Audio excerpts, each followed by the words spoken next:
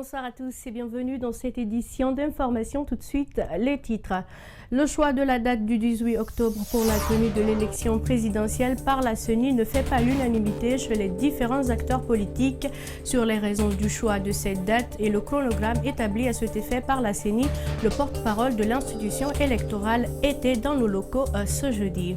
Les habitants de Gawal, surtout des villages, éprouvent du mal à se procurer d'eau potable pendant cette période de grande pluie. La situation est certes moins grave, mais en saison sèche, les populations sont confrontées à d'énormes difficultés. L'une de nos équipes de reportage a fait le constat récemment. Le plan social annoncé par la direction d'Airbus prévoit un peu plus de 3500 suppressions de postes à Toulouse, dont 2398 à la production, 980 au siège et plus de 200 dans les filiales de la ville, indique le délégué syndical central.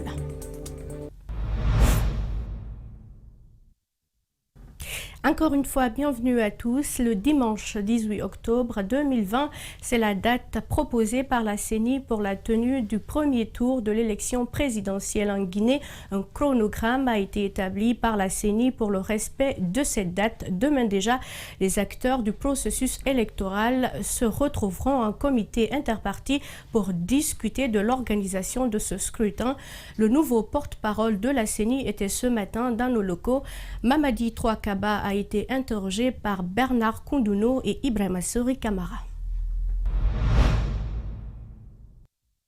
Conformément à l'article 43 de la Constitution, la Commission électorale nationale indépendante a proposé la date du 18 octobre pour la tenue du scrutin présidentiel en Guinée. À date, la CENI dispose d'un chronogramme qui devrait reconduire tous les membres des démembrements pour procéder à une révision à titre exceptionnel du fichier électoral pour une durée de 15 jours. Ce tableau de bord juridique nous a conduit à la proposition de la date du 18 octobre 2020 comme date pour la tenue du premier tour de l'élection présidentielle. C'est donc dire que aujourd'hui, il y a un chronogramme qui a été élaboré. Juste après le CIP, il y a la formation des membres, des démembrements qui sera organisé. C'est donc dire que les activités ont été planifiées dans le chronogramme et elles sont en train d'être exécutées telles que prévues dans le chronogramme. Sur la question de la crédibilité du scrutin, le porte-parole de la CENI rassure. La CENI elle est résolument engagée pour des élections inclusives, transparentes et crédibles, et encore dont les résultats seront acceptés par tous les candidats. L'article 43 de la Constitution prévoit l'organisation de l'élection présidentielle à 90 jours au plus ou 60 jours au moins avant la fin du mandat du président sortant. Cette nouvelle loi électorale connaît actuellement des retouches par la nouvelle Assemblée nationale. Si cette présente loi connaît un amendement, la CENI adoptera son chronogramme à la décision du Parlement, précise le commissaire Mamadi Troakaba. Si le code électoral venait à être modifié, eh bien la CENI n'aurait aucun choix que d'adapter ses activités, ses chronogrammes à la nouvelle loi, parce que tout ce qu'elle doit faire, naturellement, doit se reposer sur le fondement légal. La date du 18 octobre doit être validée par le président de la République pour la tenue de la présidentielle. Violence physique contre les femmes vendeuses du marché de Bonfi. Des agents du commissariat central de la police de Matoto sont accusés d'avoir agressé ces femmes avant d'emporter leur téléphone. Tout serait parti du refus de ces vendeuses de s'acquitter du paiement d'un montant de 300 000 qu'elles paieraient habituellement aux policiers. Mariam Fodé Kamara et Abdoulaye Kamara. Ces femmes sont du quartier Bonfi, mais elles revendent au marché du kilomètre 36. Elles ont l'habitude de donner une somme de 300 000 francs guinéens aux agents pour leur céder le passage afin qu'elles se rendent à leur lieu de vente, ce qui n'a pas été le cas ce mercredi matin. L'incompréhension a conduit les deux parties à des violences.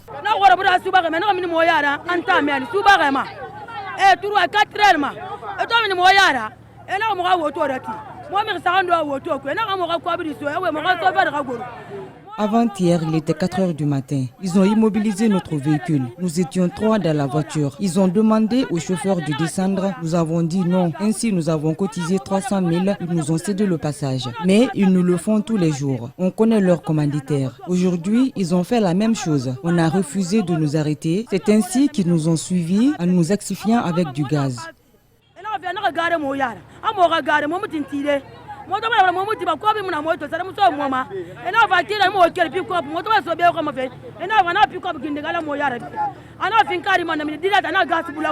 Ces femmes disent avoir perdu leur téléphone et des sommes d'argent. L'une d'entre elles, en état de famille, a été passée à tabac avant d'être transportée par des agents de la gendarmerie mobile numéro 4 de Matoto dans un hôpital de la place. Ils ont pris mon sac dans lequel j'avais une somme de 1 200 000 et ma carte d'identité. Le commandant de la gendarmerie mobile numéro 4 de Matoto sur les lieux ne s'est pas prêté à nos questions. Notre équipe s'est également dirigée au commissariat central de Matoto pour en savoir plus. Là également, aucun répondant. Face à la recrudescence du phénomène de viol pendant cette période de crise sanitaire, le collectif des jeunes filles leaders de Guinée, en collaboration avec la brigade spéciale de la protection des personnes vulnérables, a animé un point de presse à Conakry ce mercredi. L'objectif est de dénoncer et d'attirer l'attention de la population sur l'intensification des cas de viol qui prennent aujourd'hui une proportion inquiétante dans le pays. Compte rendu d'Ena Bangoura, Ibrahima Sori et Souma. Pour dissuader les obsédés sexuels qui font tant de mal à la couche juvénile dans le pays, ce collectif des jeunes filles leaders de Guinée s'engage davantage à mettre à nu les violences sexuelles faites aux femmes et aux mineurs. Nous avons fait cette conférence de presse pour attirer l'attention de tout un chacun sur ces cas de viol et aussi nous avons interpellé les parents à surveiller davantage les enfants et à faire l'éducation sexuelle complète l'une des priorités. Plusieurs cas similaires ne sont pas dénoncés par certaines familles qui gèrent à l'amiable. Pourtant, ces actes de violence sexuelle ont des conséquences multiples sur la santé des personnes victimes. Parce que ces personnes qui violent là, d'abord, ils le font dans la précipitation. Donc ça veut dire qu'ils n'ont pas le temps de se protéger. Et imaginez si ce monsieur qui a violé porte une maladie, une IST ou le sida, les hépatites et autres là, ça veut dire qu'il va les transmettre. Donc, nous aujourd'hui, la première lutte qu'on mène quand on a une personne qui est victime de viol, c'est d'abord comment sauver cette personne, c'est comment faire la prise en charge sanitaire. Parce que les 72 heures, on peut éviter l'infection, 72 heures après le viol, si vraiment il n'y a pas une prise en charge médicale, ça veut dire qu'on ne pourra plus sauver la personne. D'après le constat de la gendarmerie de brigade spéciale de la protection des personnes vulnérables, la plupart de ces cas sont des proches des victimes qui commencent souvent par des petits jeux. Il y a des gars qui commencent par dire ma femme, ces petites appellations-là dans la famille, il ne faut pas les accepter. Parce qu'ils commencent toujours à traiter la fille d'abord de sa femme, et vous pensez que c'est de la blague. Ma femme, les petits cadeaux, ils commencent à l'inviter, bon, laisse ma femme, on va aller là-bas. C'est des choses qui se passent au vu au su des parents, contre ces pratiques. Et aussi les parents, il faut aussi interpeller les parents par rapport à cette utilisation des téléphones.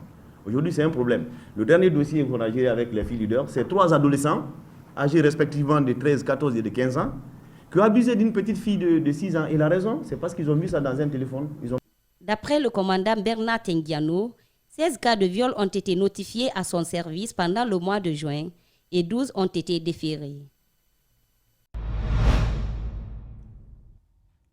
Inauguration hier mercredi d'une nouvelle agence de la Société Électricité de Guinée, EDG, à la cité chemin de fer de Kaloum. Cette nouvelle agence est équipée d'outils technologiques haut de gamme permettant de manière optimale d'améliorer la gestion de l'entreprise. Fini donc les longues files d'attente chez les clients, une initiative qui s'inscrit dans le cadre de l'amélioration de la qualité des prestations d'EDG.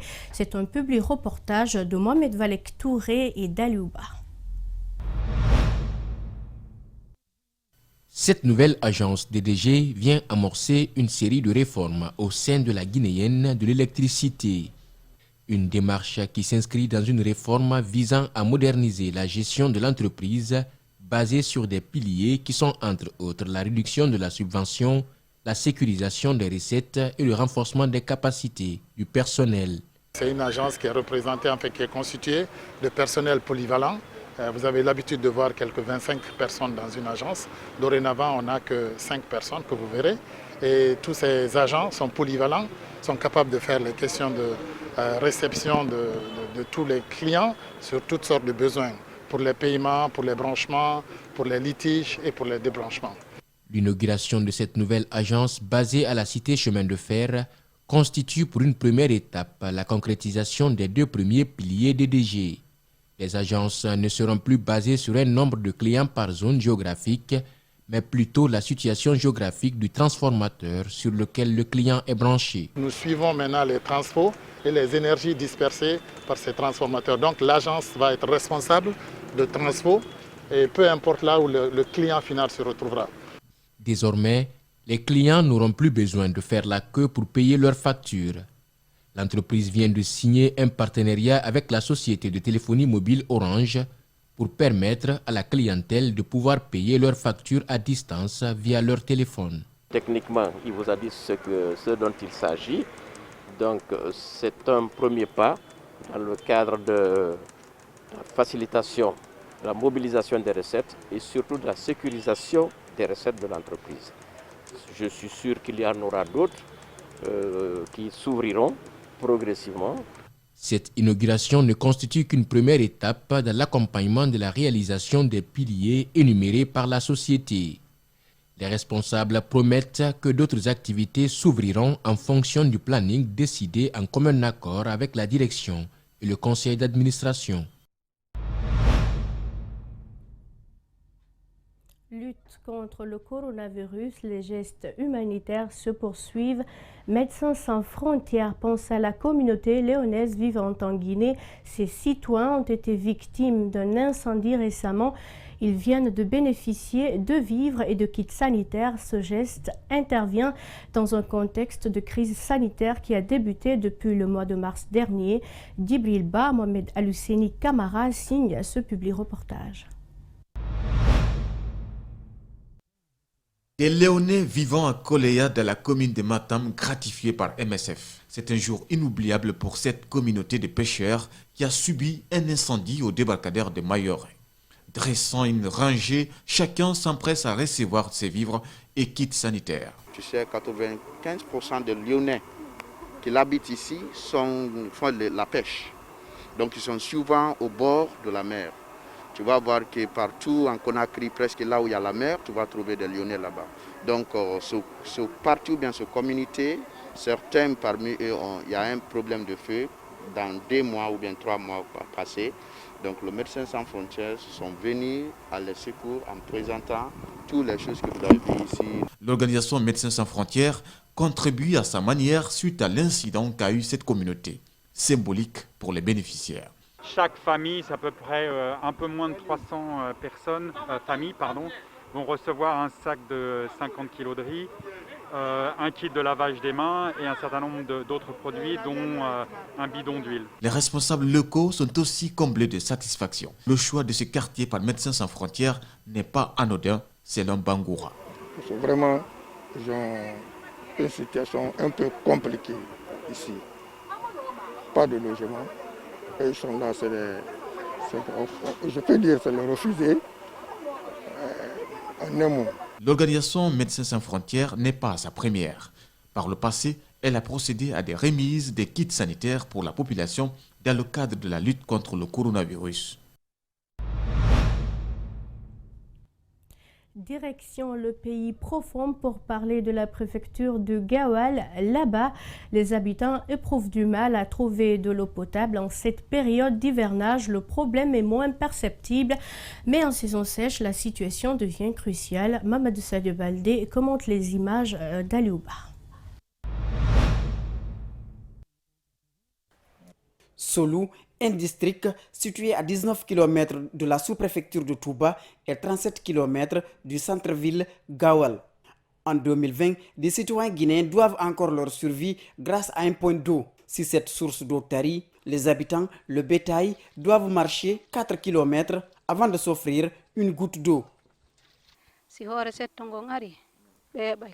Vers la fin de la saison sèche, ce marigot tarit. Nous partons à PTBI pour puiser de l'eau. C'est ici que nous puisons de l'eau pour la cuisine, pour le linge et pour abreuver le bétail. Les hommes ont mis un grillage, mais nous ignorons si l'eau est propre ou pas. Et puis l'environnement n'est pas rassurant. Pas de choix, potable ou pas, l'eau se boit sans aucun souci, comme cette femme qui porte un bébé sur le dos. Ces mères de famille, pour la plupart, n'ont comme besoin avoir des forages pour mener une vie paisible. S'il y a une possibilité, nous souhaitons obtenir un forage pour nous soulager. Les habitants de Gawal ne sont pas seuls. L'écrasante majorité des Guinéens a soif dans le pays qualifié de château d'eau de l'Afrique de l'Ouest.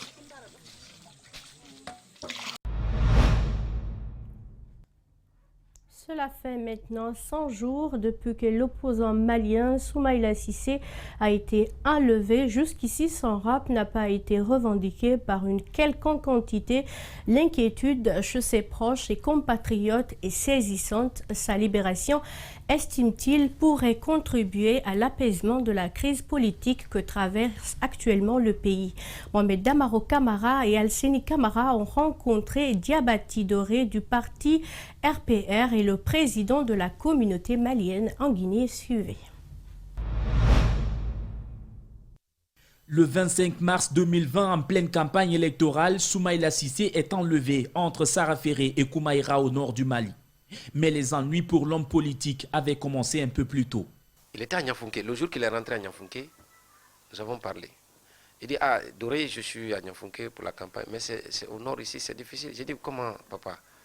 Il dit, non, pour circuler même, il faut que tu demandes l'autorisation. Alors qu'il avait demandé l'autorisation. Depuis 2016, le jeune politicien entretient de bonnes relations avec l'opposant malien. 100 jours sans nouvelles de celui qu'il appelle son mentor, Diabati Doré s'inquiète et s'interroge. Vous savez, quand les djihadistes ou les ravisseurs enlèvent quelqu'un, 2 ou 3 jours, il y a toujours des revendications. Mais de son enlèvement jusqu'à nos jours, à l'heure où je vous parle, personne n'a revendiqué. C'est inquiétant. Qui a enlevé Soumaïla Cissé? Une main noire du pouvoir malien serait-elle derrière le rapt? Les Maliens, eux aussi, veulent voir clair dans cet enlèvement. La question de savoir s'il y a une main derrière, je pense que non. Parce que ceux qui opèrent au nord, notamment que ce soit la Katiba Massina, que ce soit le GCM, le groupe, comment on appelle le groupe de Sali, dirigé par Yad Agali, ne dépendent pas d'une autorité quelconque. Ils ont leurs accoutrements avec Al-Qaïda et l'État islamique. Donc s'il y a une main derrière, ça ne peut être que les parrains de ces organisations terroristes. Aujourd'hui, le Mali traverse une crise politique et est encore loin de voir son épilogue. Un religieux, l'imam Diko, dirige une vague de protestation contre le régime d'Ibeka. Le mouvement se tient en l'absence du chef de file de l'opposition malienne Soumaïla Cissé, qui on pense pourrait contribuer à l'apaisement de la situation. S'il y a des élections aujourd'hui sans Soumaïla Cissé, il y a quelque part un manque à gagner. Parce que Soumaïla est la deuxième personnalité depuis 3 décennies, en tout cas, du point de vue politique, il est le chef de l'opposition. Depuis 100 jours, Soumaïla Cissé reste introuvable.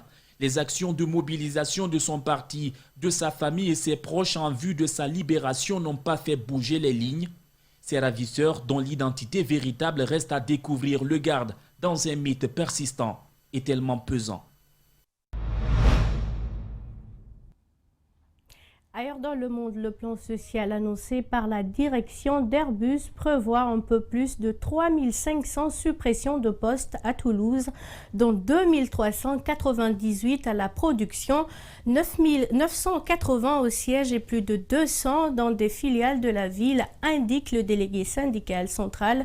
Derrière tous ces chiffres, il y a des personnes qui vont perdre leur emploi et on va tout faire pour que ça se passe selon des mesures non contraignantes, ajoute-t-il. Suivez. Donc les suppressions d'emplois annoncées aujourd'hui, c'est pour les usines de production d'Airbus à Toulouse. 2398 suppressions de postes, soit 17%. Pour le siège d'Airbus à Toulouse, 980 suppressions de postes, soit 11% des effectifs. Pour l'usine de production de Nantes, 484 suppressions de postes, soit 19%. Saint-Nazaire, 386 suppressions de postes, soit 12%. Pour le GIE ATR, et pour les usines de production d'ATR, 186 suppressions de postes. Pour Stelia, notre filiale d'aérostructure 100% Airbus, le siège de Toulouse, 36 suppressions de postes, soit 7%. Pour Stelia Rochefort, 95 suppressions de postes, soit 10%. Stelia Mérignac, 82, soit 40% de suppression de postes. Pour Méholt, 290, soit 20% de suppression de postes. Et pour Stelia Saint-Nazaire, 201, soit 21% de suppression de postes. Voilà, c'est cataclysmique. Ça touche des gens. Derrière tous ces chiffres, il y a des personnes qui vont perdre leur emploi. Et on va tout faire pour que ça se fasse selon des mesures non contraignantes. Voilà qui met fin à cette édition d'information à tous. Merci de l'avoir suivi. Restez avec nous, nos programmes continuent sur Espace TV. Au revoir.